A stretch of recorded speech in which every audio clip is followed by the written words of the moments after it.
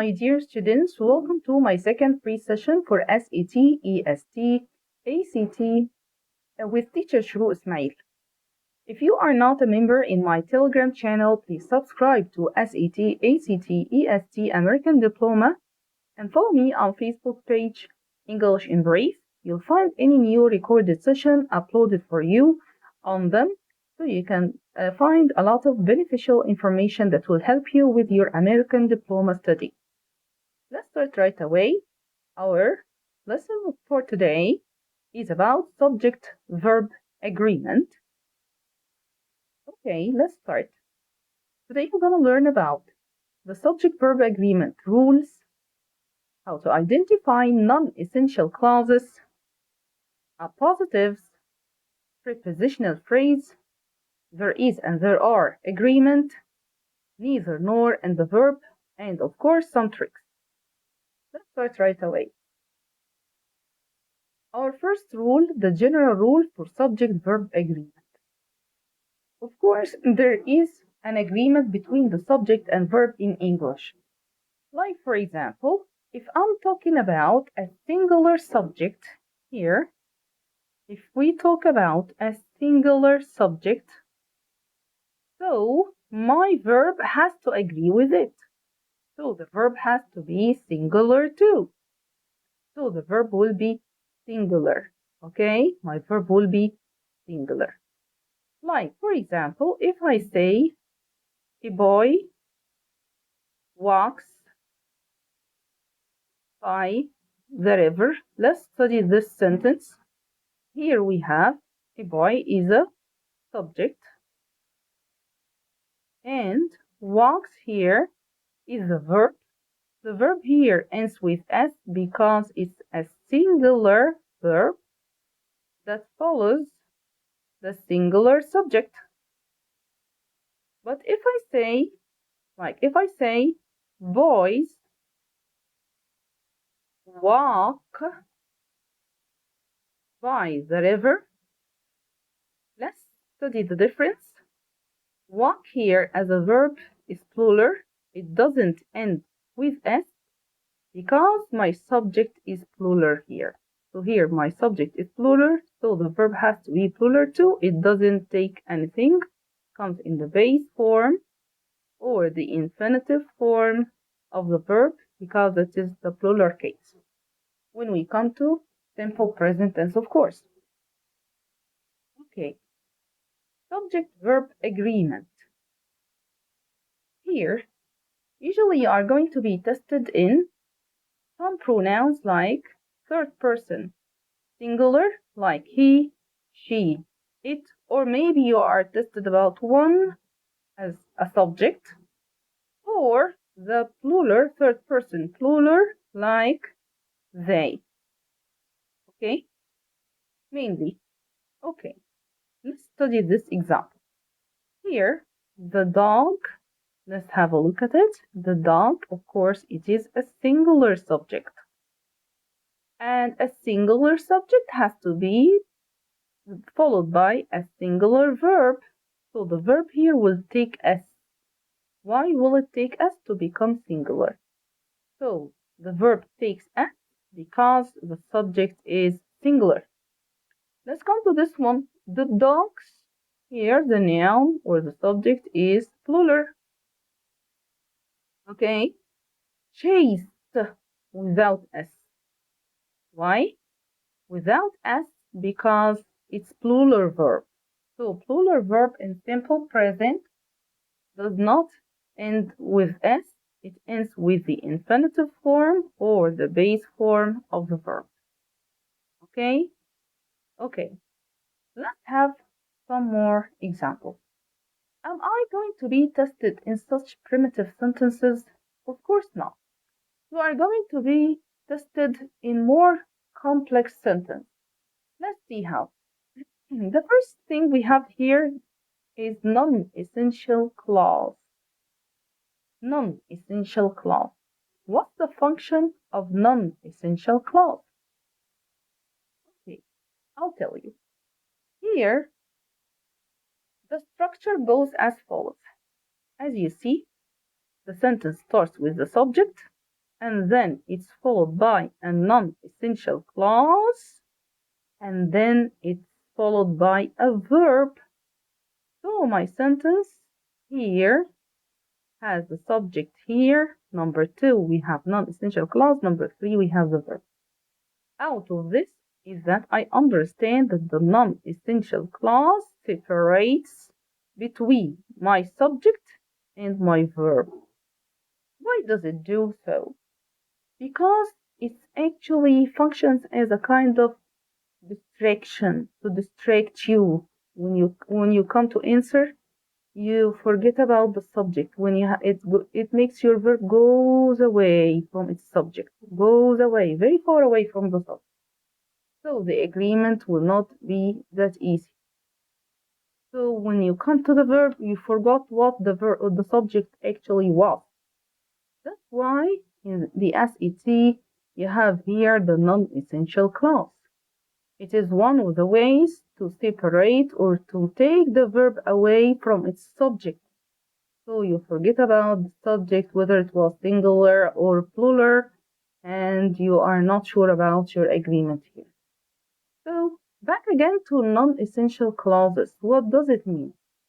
It means that I have a clause that mostly will start with WH word or a relative pronoun to give me non-essential or extra information that is not that important for me.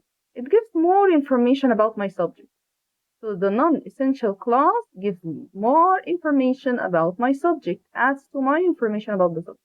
But actually, these pieces of information are not important. They are not important. Its function here, as we said, to distract you as a test taker that you are not sure about your subject-verb agreement. Okay, so here you'll find that it's an interruption for you. How to identify the non-essential clause? That is an important question. How can I identify it? First of all, the most important thing about the non-essential clause is that you'll find the non-essential clause preceded by a comma. There is a comma before, and there is non-essential clause, and there is a comma after. So first of all, I identified from the commas. You have two commas here.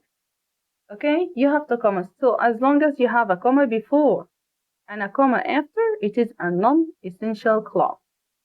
Number 2, you'll find that if you remove it or take it away or you cross it out from your sentence, the sentence can stand on its own. The sentence is correct grammatically. It's not wrong.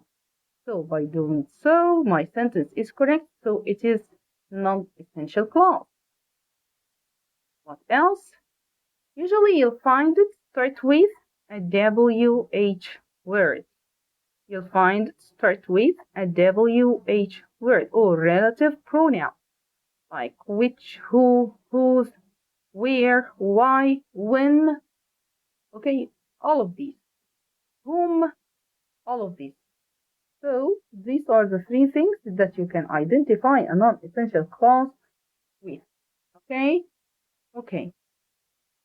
Let's have here some examples. My first example as follows. Turkish coffee, which is prepared with a healthy dose of sugar and ground roasted coffee beans. Let's study this example. Here you have Turkish coffee. That is my subject. Okay, so Turkish coffee, that's my subject. Of course, Turkish is an adjective here.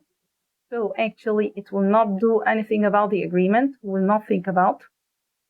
Coffee here is the uncountable noun. And that is my subject, uncountable noun. So actually, uncountable nouns are treated as singular. Here I have a comma, and after this a WH word or a relative pronoun, which is prepared with a healthy dose of sugar and ground roasted coffee beans. And here another comma. Immediately, I found here a comma before, a WH word, a clause, a comma after, so immediately that is a non-essential relative clause. A non-essential relative clause. Okay? Okay, so here, when I come to solve this, if I have a question like this, how will I deal with it? Actually, I'll cross out or eliminate the non-essential clause from here, from my sentence right away. Now, what comes after the verb is what comes after the comma is my verb. Now let's study the subject as this. Turkish coffee is one of the most popular drinks across the world. So here you'll find here there is an agreement between my subject and my verb. So my subject, the structure here in this sentence goes as follows: subject, and then we have non-essential relative clause, okay, relative or non-essential clause, okay, and then comma, we have here a verb. My subject here is singular and my verb too is singular, okay. Okay, let's take another one. Okay, here appositive. So my question here is, do all the non-essential clauses, okay, clauses start with WH word or a relative pronoun? Actually, no, not all of them. We do have some other non-essential clauses that don't start with WH word. We call them appositives. Okay, let's see what an appositive is. It's another thing that distracts me from my subject-verb agreement. So its job or its function here is to take my verb away from my subject. Again, here we have the appositive. Here is put for you just to take your verb away from the subject. So you are not able to identify the subject-verb agreement easily. Let's see how. It is not absolutely necessary to begin with a WH word. Some non-essential clauses, okay, don't start with the WH word. We call them appositives. Let's see examples. Okay, here I'll find, in this example, we'll find a non-essential clause, but it is actually a relative clause, and we need to change it into an appositive. Here, in this example, Turkish coffee, comma, which is prepared with a healthy dose of sugar and ground roasted coffee beans, comma, and my verb. Here I need to change it into an appositive. I want to make it an appositive. How will I do this? I'll cross out the relative pronoun which, and when I cross the relative pronoun, I have to cross out its auxiliary too. I just cross out the auxiliary too. Okay? So it will go like this. Turkish coffee. Actually, I'll need for the appositive, I'll need a noun. So I'll put a drink, for example, or a beverage prepared with a healthy whatsoever, all of it until the comma, and then my verb. This is my appositive. So the appositive here, I inserted a drink from my off, and here prepared with, it starts with WH word or the relative clause, and the other one that is an appositive. It doesn't start with a WH word, but actually it starts with a noun. Okay, both of them are distractors, a kind of interruption. So you'll find that they are separated from the rest of the sentence by two commas, a comma before and a comma after. So they separate the subject from its verb.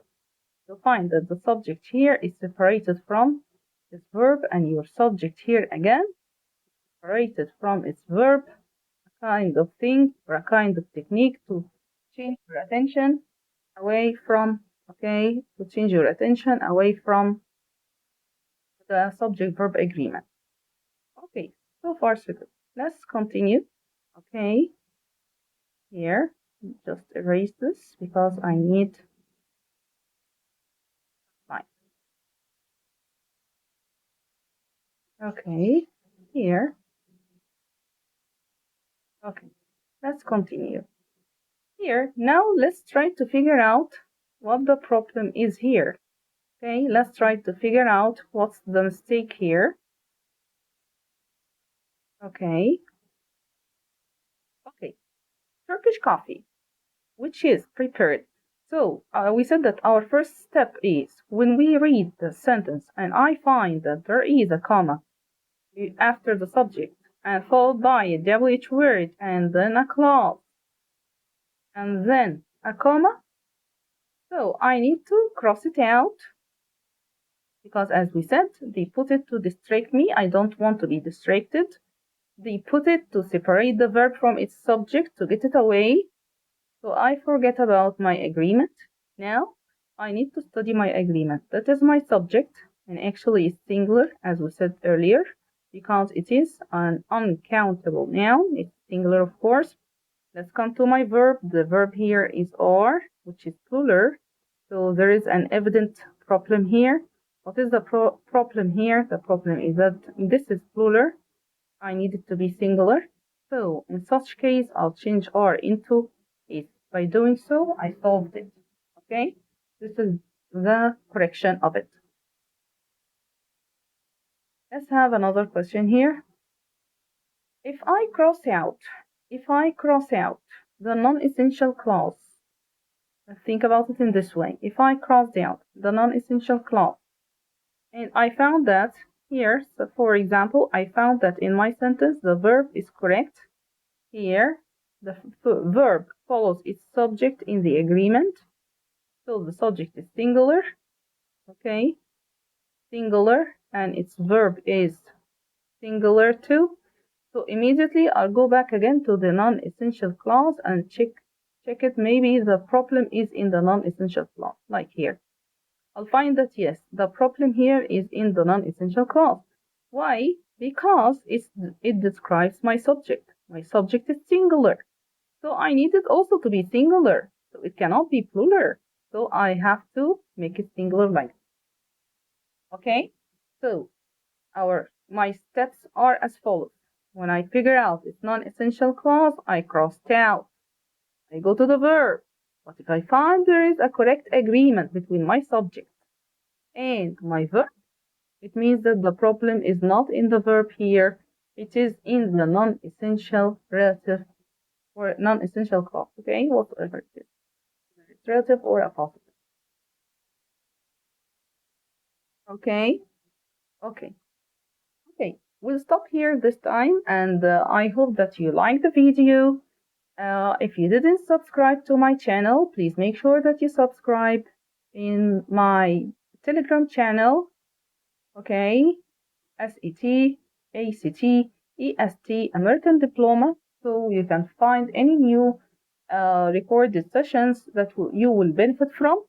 Also, you can follow me on my Facebook page, English in Brief. You'll find a lot of SET videos later on. I'll just record them and just upload them for you for your help. Okay, if you have any questions regarding the topic, just leave me a comment about it. If you need anything to be explained for you, just also leave me a comment. Thank you for your watching and goodbye.